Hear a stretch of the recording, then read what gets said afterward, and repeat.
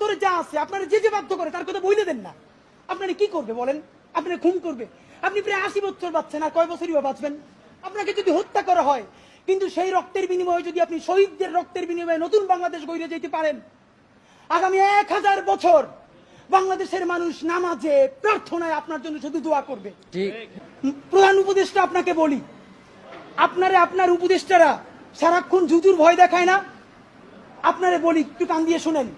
যদি ওয়াকার সাহেবের এবং আর্মি জেনারেলদের সাহস থাকে, আই রিপিট, সাহস থাকে, একটা কুক ওই দিয়ে দেখাইতে বলেন। ঠিক ভাইরা, ব্যাপারটা এমন না। লিথাল উইপেন যখন চলে, তখন পুলিশের উইপন আর আর্মির উইপেনের পার্থক্য থাকে না, প্রত্যেকটাই জীবন কাইড়ে নেয়।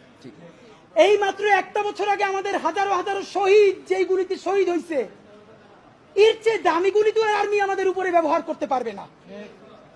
আপনি মনে রাখেন, এই ওয়াকার সাহেব অথবা আর্মি যদি কোনো কু করার চেষ্টা করে, জনগণ গিয়া ক্যান্টনমেন্টের ইট খুঁজে নিয়ে আসবে। ইট, একটা ইট ক্যান্টনমেন্টে আস্থা থাকবে না, আপনি যাইকে রাখেন। আপনি কারে ডরান? আপনি ভোট নেন। মিনিমাম 100 রিক্সাওয়ালার সাথে কথা বলেছি গতকাল পর্যন্ত, প্রত্যেকে বলে এই উপদেষ্টাদেরকে তারা বিশ্বাস করে না, কিন্তু ইনুস বেড়া ভালো। এর মানে সারা বাংলাদেশের জুলাই যোদ্ধারা, জুলাইয়ের পক্ষের শক্তিরা আপনার মুখটা দেখা এখন পর্যন্ত এই সরকারের একটা হাত ধরে রাখছে। কিন্তু এই উপদেষ্টাদের কেউ কেউ ইতিমধ্যে রাজনৈতিক দল যারা সামনে ক্ষমতায় আসবে তাদের সাথে নেগোসিয়েশন করে কেউ সামনে আইনমন্ত্রী হবে, কেউ অন্যান্য মন্ত্রী হবে, কি কি হবে এইটা পাকাপোক্ত করে এখন তাদের জবানে আমাদের ঘোষণাপত্র লিখে দেয়। ঠিক, এখন সেই ক্ষমতায় যারা আসবে সেই দলের মুখপাত্র হয়ে তারা এই সরকারের মধ্যে কাজ করে। প্রধান উপদেষ্টা, আপনার একটা কথা বলি, আমরা আগেও বলেছি এই সরকারের সকল উপদেষ্টার এক পা অন্য দেশে, বিপদ হইলে ভাইগে যাবে, কিন্তু আমরা দৃঢ়ভাবে বিশ্বাস করি আপনি ভাগবেন না। এর প্রমাণ, আপনি যদি ভাগতেন, পৃথিবীর কোন দেশ আপনারে রাখতে চায় না বলেন? তাহলে হাসিনার আমলেও 10 তলা বিল্ডিং পাইয়া আপনার আদালতে হাজিরা আপনি দিতে আসতেন না। ঠিক, আপনি তখনই বিদেশ থাকতে পারতেন। আপনি এই দেশে থাকতে চান বলেই আপনি আসছেন, আমরা বিশ্বাস করতে চাই। মাননীয় প্রধান উপদেষ্টা, আপনি বাঁচবেন কয়দিন বলেন? আপনার এত বয়স হয়েছে, বাংলাদেশের গড়ায় উঠছে প্রায় 20 বছর বেশি পাচ্ছেন। আপনার অন্তরে যা আছে আপনারা যে যে বাধ্য করে তার কথা বইলে দেন না। আপনারা কি করবে বলেন? আপনারা খুন করবে? আপনি প্রায় 80 বছর বাঁচছেন, আর কয় বছরই বা বাঁচবেন?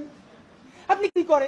আপনাকে যদি হত্যা করা হয়, কিন্তু সেই রক্তের বিনিময়ে যদি আপনি শহীদদের রক্তের বিনিময়ে নতুন বাংলাদেশ গড়ে যেতে পারেন, আগামী 1000 বছর বাংলাদেশের মানুষ নামাজে প্রার্থনায় আপনার জন্য শুধু দোয়া করবে। ঠিক, বুড়ো মানুষটা থেকে শুরু করে শিশু, আপনার বক্তৃতা শুনে মাননীয় উপদেষ্টা কতক্ষণ জানেন? যতক্ষণ আপনি জুলাইয়ের জবানে কথা বলেন। কিন্তু যেই রাজনৈতিক দলের কাছে কোন ধরনের সংস্কার ছাড়া আপনি নির্বাচনের কথা বলতেছেন, আপনি কি কি বলছেন আপনার একটু পইরা শুনাই। আপনার ঘোষণাপত্র থেকে অল্প কয়েক জায়গা মার্ক করে নিয়ে আসছি মাননীয় প্রধান উপদেষ্টা।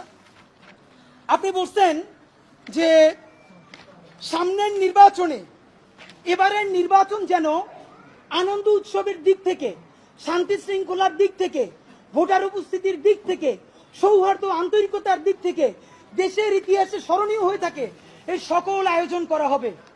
মাননীয় প্রধান উপদেষ্টা, 6 মাস বাকি আছে। এই 6 মাসের মধ্যে আপনি এই উদযাপন কেমনে করবেন?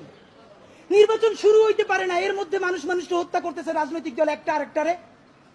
তাহলে এই আমলা, এই পুলিশ, যেই পুলিশ রাজনৈতিক দলের ছত্রছায়া আবার হত্যাকাণ্ড ঘটাবে, আপনি দাঁড়িয়ে দিয়ে কেমনে পারবেন?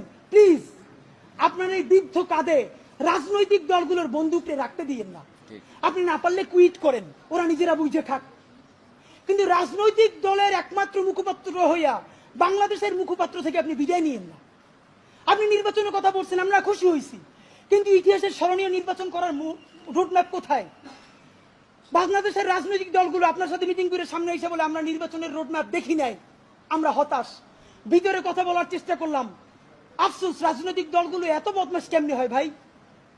ভিতরে তারা একটা বারো ভালো করে কোন রাজনৈতিক তারা নির্বাচনের ম্যাপ দেয় না। প্রধান উপদেষ্টারে তারা গিয়ে বলে বড় দলগুলা, ওই পেট্রো বাংলার চেয়ারম্যানটা কিন্তু আমাদের লাগবে, অমুক বিশ্ববিদ্যালয়ের ভিসি কিন্তু আমাদের লাগবে, স্বরাষ্ট্র আর জনপ্রশাসন মন্ত্রণালয়ের সচিবটা কিন্তু আমাদের লাগবে। বাইরে এসে বলে আমরা নির্বাচন না দেখে হতাশ। একই দ্বিচারিতা। আপনার প্রতি অনুরোধ, এই যে আপনারে বাহিরে এসে বলে যে আপনি নির্বাচন দেন না, আপনি কেন প্রেস মিট করে বলেন না বিএনপি আমার পেট্রো বাংলা চাই, জামাত আমার স্বরাষ্ট্রমন্ত্রী চাই, এনসিপি আমার কাছে জনপ্রশাসন চাই, বইলে দেন। ধরেন আপনি বইলে দিচ্ছেন, করবে কি? মারবে। আপনি তো এমনি একদিন মরে যাবেন, আজীবন বাঁচবেন। আপনি বইলে দেন না, ওদের নেইতে কইলে দেন। রাজনৈতিক শক্তির আমরা পক্ষে, কিন্তু রাজনৈতিক দলের নামে নিপীড়নের পক্ষে আমরা নয়। ঠিক।